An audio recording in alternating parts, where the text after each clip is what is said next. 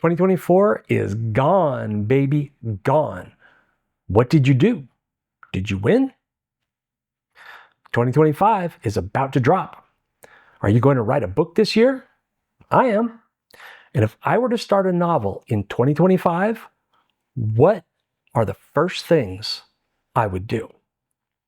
Welcome, fellow writers, readers, and creators. My name is Mark. This is The Edge, where I explore writing, world building, and how to enhance your creativity. If I were to start a novel in 2025, what would I do? Well, let me tell you. First, I would win the lottery. That is a no-brainer. That sweet, sweet lottery money gives you a lot more time and makes life so much more comfortable. Best of all, you'll feel less pressured to finish a book and get it published just to make money. It will let you do it for the love, for the art. Wouldn't that be nice? So pure, to be a real artist, not worrying about paying bills. Second, I would marry someone who was very wealthy. This might sound like an alternative to the first thing I would do, but why not be really greedy and do both? Imagine your lottery winnings tucked away in some fat investment portfolio while a rich spouse pays for everything. Wouldn't that be nice? So, ladies, if any of you are wealthy and willing to live with me in a small mountain chalet while I write my novels, hit me up. But let's keep it on the down low. My girlfriend is a little jealous.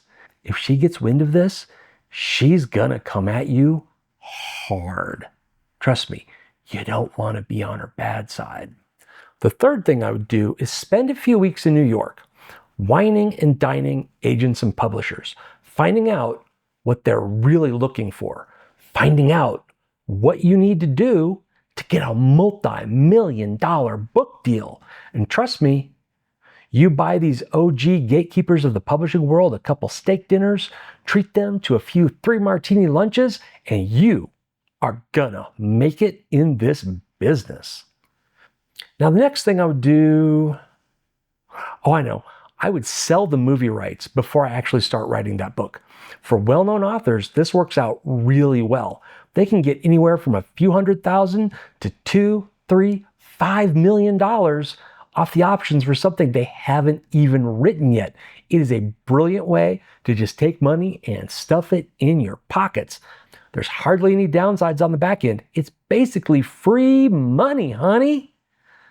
Then, well, I guess then I would have to start writing something. Well, maybe I would decide where I want my story to happen first. Then I would go there and hang out for 4 to 6 weeks. That's usually enough time to give you a nice feel for the place, to try all the good restaurants, and to meet up with some of the local celebrities and power players. And if you're writing something really edgy, that gives you enough time to track down and hang out with a mob boss, the head of the local yakuza, or to find out what really goes on in an opium den. And after that, I'd be ready. I'd really start writing. Now, the secret to writing, especially if it's a new project, is to make sure your blood caffeine level is about 0.03%. That basically means a full pot of coffee in the morning, a full pot of coffee in the afternoon, and a latte or an espresso in the evening. Now, if you have a particularly weak constitution, this might not work for you. But you can get a lot of the same benefits by just sitting in a Starbucks and typing on a little MacBook Air. For some reason, all the pretentious authors use MacBook Airs. I don't know why they favor this kind of shit computer running a shit operating system and shit software.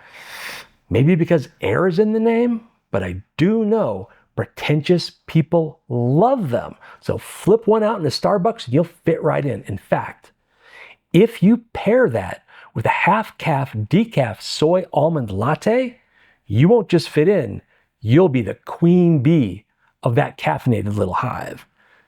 And now that you're working on your book, now that the words are starting to flow, whether it's in your caffeinated frenzy, in your little office or the little corner of your kitchen, or whether it's, in your little Starbucks on your little MacBook Air, you're eventually going to finish that first chapter. And that is about the time you should start thinking about your book cover. Now, those publishers you were schmoozing with earlier, they're actually going to get the cover art done.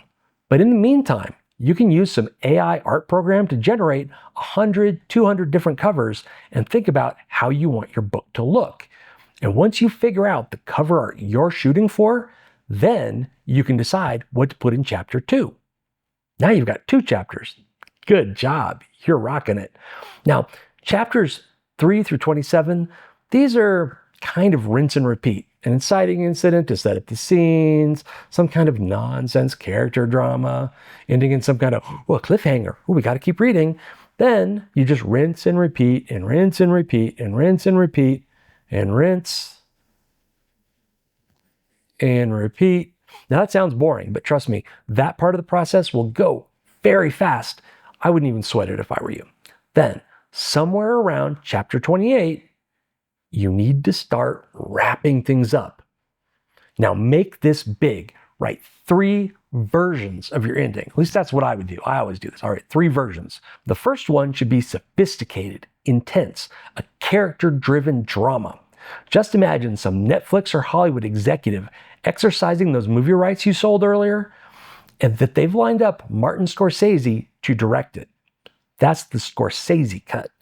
Now, go for a second version where it's more of a giant set piece, an action scene with explosions and chaos all over the place. Now, wrap it up with the good guys winning and some watered down moralistic lesson about friendship or family or some bullshit.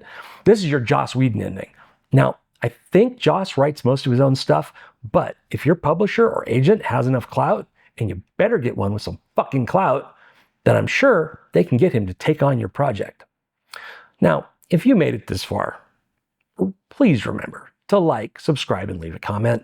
That's how YouTube knows you got something out of this video. It really helps the channel. And you're never going to get a big-time New York agent if you don't like my channel. I mean, come on. Take this craft seriously.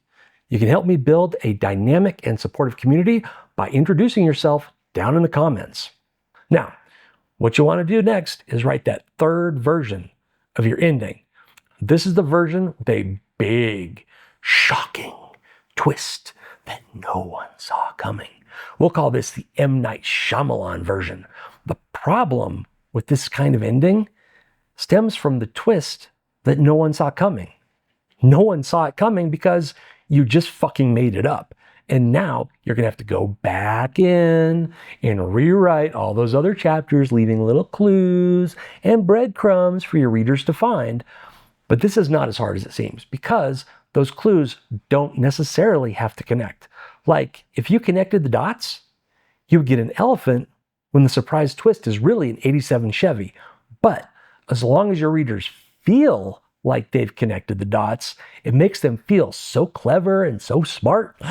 They'll just love your ending and they'll talk about it every time they try to convince a date how smart they are, even though the twist was just a random thing you made up at the very end. But shh, that's the big secret. Don't tell anybody that. So that's how I would write a book in 2025. I hope that helps you achieve all of your writing dreams, and even should those fall flat. If you've taken my advice today, at least you'll be married to someone rich and sitting on a big, fat stack of lottery money. So let's face it, your life is going to be pretty good either way. Now get out there and write, you credulous, crusading cretins.